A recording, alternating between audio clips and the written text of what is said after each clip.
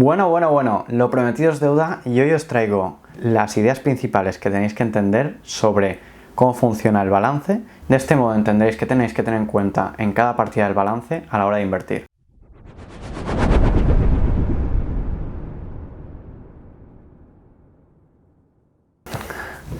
Bien, para la explicación que os voy a dar, como hacer una explicación teórica a veces se puede hacer un poco pesado y aburrido, vamos a usar una compañía que a mí actualmente me gusta mucho a nivel de lo que hacen. Lo que pasa que su precio actual es muy alto, por lo que es complicado entrar en comprar una compañía así cuando tiene un precio tan elevado. Esta compañía es Nvidia y lo que hace básicamente es una empresa estadounidense que está en la industria de los semiconductores. Dentro de la industria de los semiconductores lo que hace sobre todo son tarjetas gráficas para los ordenadores, que sirve para modelaje 3D, videojuegos, etc. Pero entrando un poco más en materia, lo que vamos a comentar para empezar es los activos, qué clase de activos tiene y cómo los distinguimos y cómo los clasificamos. Bien, lo que os voy a poner a continuación es el comparativo de los activos con los que ha terminado Nvidia en el ejercicio que acaba en enero de 2019 versus el ejercicio que acaba en enero de 2020. Para empezar, debemos tener claro que la diferenciación principal entre los activos es que están los activos corrientes y poco a poco va desglosando hacia los activos no corrientes. Los activos corrientes, como podéis ver, empiezan por la caja y son aquellos activos que podríamos convertir más rápidamente a algo líquido que podríamos utilizar para un intercambio. El máximo exponente de eso es la caja.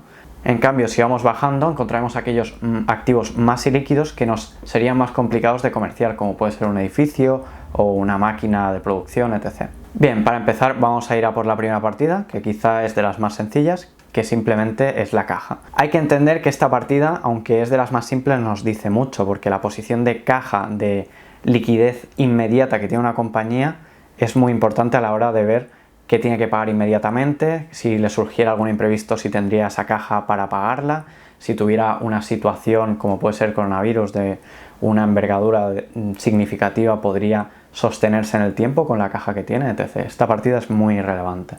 En segundo lugar, un poco menos líquida, nos encontraríamos Marketable Securities, que lo que es aquellos depósitos de caja que la compañía ha hecho con el banco o con alguna entidad financiera con la que han acordado decir, mira, yo te dejo 500 millones de caja durante 12 meses a cambio de un rendimiento de un 0,5, de un 0,1%, que puede parecer poco, pero sobre 10.800 millones que tenía a principios de 2020, pues es bastante. La siguiente partida son las Account Receivables, que son cuentas a recibir a corto plazo, que principalmente están compuestas por los clientes. ¿Qué quiere decir eso? Que yo he podido tener una venta con mi cliente de un pack de 100 chips, esa mercadería ha llegado a mi cliente y mi cliente ya la tiene, pero no tiene por qué pagármela inmediatamente. Entonces, yo admito que tengo un derecho de cobro sobre esos chips que en algún momento cobraré. Esto sería esta partida. Esta partida es importante porque debemos entender qué tipo de clientes tiene la compañía, si tiene muchos clientes o pocos clientes. Por ejemplo, si nosotros somos una compañía que vende chips, vende un chip que específicamente se pone en el iPhone, pero solo hacemos eso, tenemos una dependencia total de Apple, mientras que si somos una compañía que vende a muchos clientes, estamos muy diversificados y aunque un cliente o dos vayan a la bancarrota, no supondrá un problema para nosotros a largo plazo. Bien, siguiendo nos encontraremos con las existencias de la compañía. Las existencias es una partida que es un poco compleja y depende mucho de la compañía, porque si bien es cierto que te interesa que tu compañía tenga una rotación de stock rápida para que esos productos no se queden obsoletos, por ejemplo, Nvidia, que hace chips, si no consigue darle salida a esos chips y acumula mucho stock, es probable que algunos de esos stocks, algunos de esos chips se queden obsoletos y terminen no pudiendo venderlos. Por otro lado, está bien que en una situación como la que hemos tenido del COVID tengas muchas existencias, pues si tus proveedores rompen stock y no pueden proporcionarte productos, estarías bastante vendido. Bien, todo esto lo consideramos activos corrientes, pues varía, no le das salida en menos de un año. Ya iríamos a por los activos no corrientes, que son esos activos que tú esperas tener durante más de un año. El inmovilizado tangible son las construcciones que puede tener una compañía, los edificios que puede tener una compañía para sus oficinas, la maquinaria que tiene para producir, los equipos de proceso de información que tiene para llevar la contabilidad. Estos activos se deterioran en el tiempo, es decir, van perdiendo valor. Un ordenador, una torre que tú compraste por 100, en 10 años no puede seguir valiéndote 100 porque quizá ya no le puedes dar el mismo uso, incluso llega un momento en el que se estropea y ya no le puedes dar uso.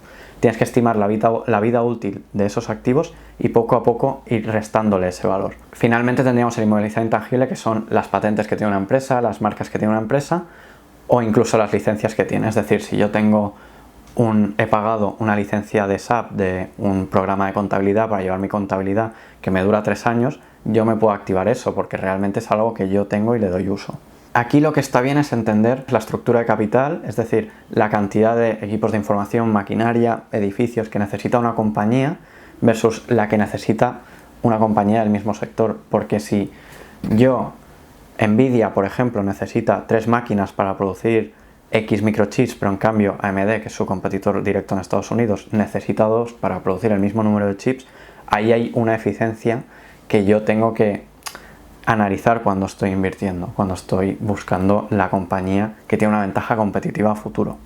Por otro lado, los pasivos, la estructura del pasivo que tiene una compañía, es decir, las obligaciones que tiene. Es muy relevante entender que tienes que comparar siempre lo que tiene una compañía versus sus obligaciones para ver su situación actual. Entonces, del mismo modo que en el caso de los activos, se clasifican de corriente, es decir, de más líquido, a no corriente, entendiendo por más líquido aquello que yo tendré que devolver, que pagar en menos de un año. La primera partida que nos encontramos son los accounts payables, que lo que nos está diciendo es lo que debemos pagar a nuestros proveedores. Es decir, si a mí un proveedor me ha dado unos materiales o unos chips que yo luego revendo o lo que sea, yo no se lo pago directamente. Pero cuando a mí me llega la mercancía, yo tengo esa obligación de pago con ese proveedor. Del mismo modo que con los clientes, es relevante entender la estructura de proveedores que tiene la compañía. Es decir, pongamos que Nvidia, todos sus proveedores están en China. En el caso del COVID, cuando hubo el COVID, tendría un problema de abastecimiento, porque si todos sus proveedores dejan de producir durante 2-3 meses, ellos no pueden producir y no pueden vender a nivel local. Bien, la siguiente partida que nos encontramos es un batiburrillo que hacen de Other Accounts Payables a corto plazo, y lo que nos encontramos para empezar es lo que serían rappels, es decir, yo cuando tengo una venta con mi cliente me comprometo a que, por ejemplo, si le vendo 100 chips y llego a venderle 100 chips, como ha sido muy buen cliente para mí, le voy a devolver 5 euros. O sea, si le vendo 100 unidades monetarias, le voy a devolver 5 unidades monetarias. Todo eso es una obligación de pago que yo tengo con mis clientes que también debo contabilizar. Por otro lado, nos encontraríamos las remuneraciones pendientes, es decir, si yo me he comprometido a que si mis empleados llegan a ciertos números, les pago un bonus, también es algo que debo provisionar en mis estados contables y admitir que tengo esa obligación con ellos.